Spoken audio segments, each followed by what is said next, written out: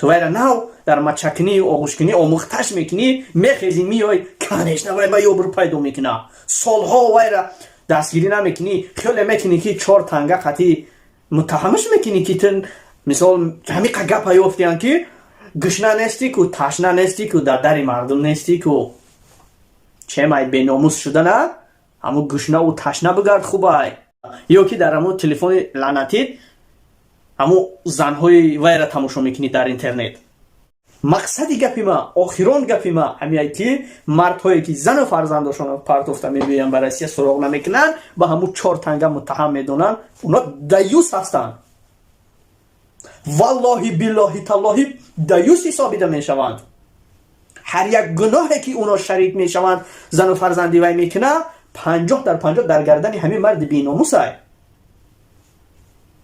اداره کرده نمیتوانی برادر زن نگی.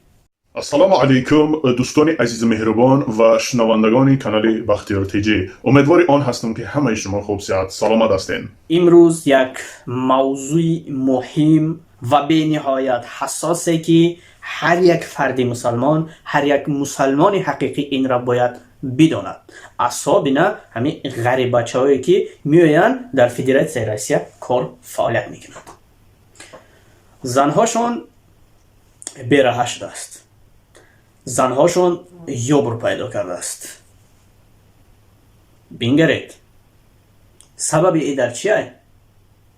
برادرها همه انمیده مردها گناهگارند مردها سبب گناهگاریش خودشون میدونن اما متاسفانه قائل نمیشوند حاضر یک خبر میشه توی فیرو میکنن توی دمیره در توی شهر شهر شروع کردگی بازیب کردگی پگه باید عروسا بیورن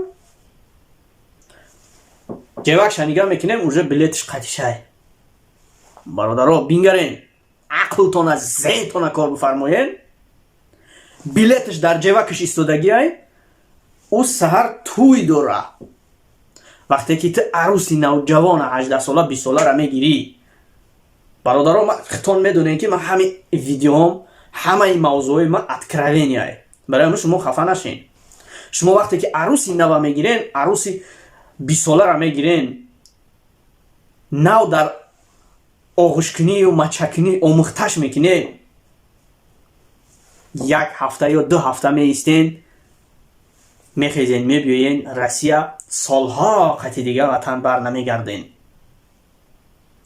بسیاری زنکا از همین سبب یوبر پیدا میکنند بسیاری زنکا از همین سبب به راه گردی میکنند چوبا که نفسی زن از مرد بسیاره از یک موضوع برادرها با دقت گوش کنین زنت میگه که من خونه میرم 1 ماه میستم اجازتش نمیتی خودت گپ میزنی خواهر اپا دایس گپ میزنه مادرت گپ میزنه خلاصه همه طرفا پروتیف میشن نمیمونی که 1 ماه برو در خونه و چشم بیسته خودت میخیزی میای روسیه 2 سال 3 سال 5 سال میگردی تو نمیگوی که اون زنی تو چیکار کرده است زنی 20 ساله را گرفتی که آرزو و هوس داشت او شوهر کرده گی آرزو کرده شوهر کرده گی با یک مهر و عقوبت شوهر کرده تو ویرا ناو در مچکنی و آغوشکنی آموختش میکنی میخیزی میای کنشنه وی با یوبر پیدا میکنه سالها ویرا دستگیری نمیکنی خیلی میکنی که 4 تنگه خطی متهمش میکنی که تن مثال همی قگه پیافتیان که گشنه نیستی که تشنه نیستی که در مردم نیستی که چه مای به ناموس شده نه همون گشنه و تشنه بگرد خوبه برادرها همی مردکا را مثال موضوع ای روز ایمینه برای مردکا ده باور کنین این دینی مبین اسلام یک دینی پاکیزه هست که نه پشتی یا تره میگیره نه یا تره پس میزنه حقیقت میگه برادرها با دقت باشین وقتی که شما همسر میگیرین زن میگیرین شما باید یک عمر با او باشین کنش نه عروس گرفتی در تای چادر بخشش زیاد بازم تکرار میشوه نه آغوشکنی دا مچکنی دا آموختش میکنی میخیز میای خودت در اینجا با بیوه بازی میکنی میگردی هی کرده تلفن قطعی او بیچاره در اونجا چیکار میکنه یک ماه جدت میکنه، یک سال جدت میکنه، 2 سال جدت میکنه که شوش نیست. اینا بیا و بگی یفتگی تا بگی با او هم یفتگی شمه گیره. نفسی زنکو را میکشین، پگه فردا روزی قیامت جواب شمیتیم. همه مردو در داخل دوره. حقوق زنها را ما پایمال کرده ایستاده ایم. برادرها، دورهای پیش بود زن یگان که حقوق نداشت. زن رنگی برده کار میفرمیدن، چهلی که میخواستن کار میفرمیدن. دورهای پیغمبر مونده زن، مادر، بهشت همیه را قدرش بالا کرد. از همون روز ما قرضدار هستیم که زن مادر را احترام کنیم. خودت همینجا دمیای بانان را میزنی، این همی قدره آنو را میزنی، شهوتت میآید، یا شب شیطانت میزنه، یا که یا به وقتی لغلق میکنی، یا که ای اتکروینه برادر، ما اتکروینه میگم آناتون، یا که در همون تلفن لعنتی همون زنهای وای را تماشا میکنی در اینترنت. ایش با ایش وای میشون کو خطان اوجه فهمیدین شما چی تماشا میکنین، بعد خطان خنق میکنین. هوای خطی او زنی تو چیکار میکنه بعد اوجا عروسک چیکار میکنه؟ 2 سال 3 سال که ایستاد شوهرش کی نومد بعد یگان کار میکنه. نیست تو را نگاه کرده. عیبی کیست؟ عیبی مردکاست. 4 تنگه پول خطی متهم کرده نمیتونی. اینا برادرها کمبودی مردا سببی فاحشه بسیار گردیدن زنها مردها است. اینا من تو در 100% گفته میتونم، برای که مردهای مسلمان 100% نگاه کردن نمیتونن. نگاه کردن مردها در خوردن و پوشیدن میدونن. نه، شهوت زنم باید در حساب گرفت. زنم انسان است. شهوت زن از مرد چند برابر زیادتر است. تو شهوت خودت داشته که نمیتوانی از زن چند مراتب زیاد که باشد، او بیچاره چیخه خودش بداره. اینا برادرها، اینا فقط و دلیل. پس میگه که زنی ما فاحشه شد. در پدرش نلد میگه ما خروندم پوشوندم زنی ما فاحشه شد. نه، عیب مردکایی که سالهای دراز در روسیه میگرده نمیره و پیش زن و فرزندش. پس کنیش نزنک یا شوهر کرده میفروشه شوهر، اما شوهر نیست. برادرها، همین جاده عیب مردکایی باید شما حداقل خیلی قرض داری، زندگی مجبورت کرده 1 سال همین پاتنت، همین اروسای همین پاتنت 1 ساله کردگی، میگه که همین 1 سال کار کن برای دفش برای خونه برای میگه آخی اینا با میگیرن پریسیکت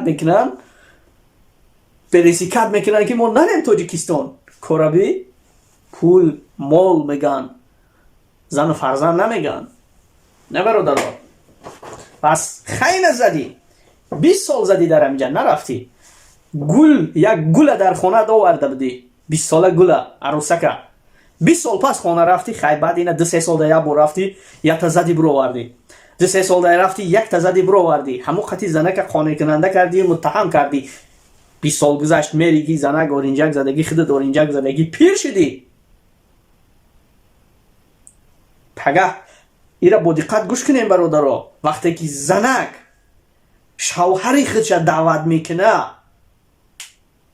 شوهر اتکاز میکنه نمیتونه، سالهای دراز آمده، باور کنین جواب بگین همتون. برای چی؟ برای که شهوتی زنک ای مردک چند برابر زیادتای.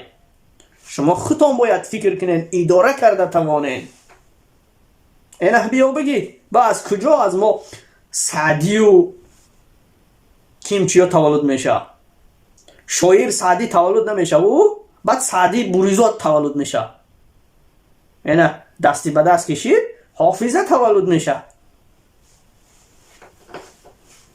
گلی چنگید میخوانی بدودار.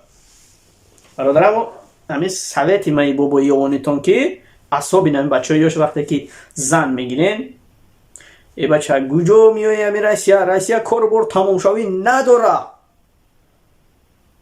شرط نیست یک عمر در رسیا بگردی بیا یک سال کار کو یک پرابلمت حل کو ببرا اوجا ده بگرد مقصدی گپی ما آخران گپی ما همیایی که مردهایی که زن و فرزندشون پرتفته میبیان برای رسیا سراغ نمیکنن با همون 4 تنگه متهم میدونن اونا دیوس هستن والله بالله تالله دیوس حسابیده میشوند هر یک گناهی که اونا شریک میشوند زن و فرزندی وی میکنه 50/50 در گردن همین مرد بی‌ناموسه اداره کرده نمیتوانی برادر زن نگی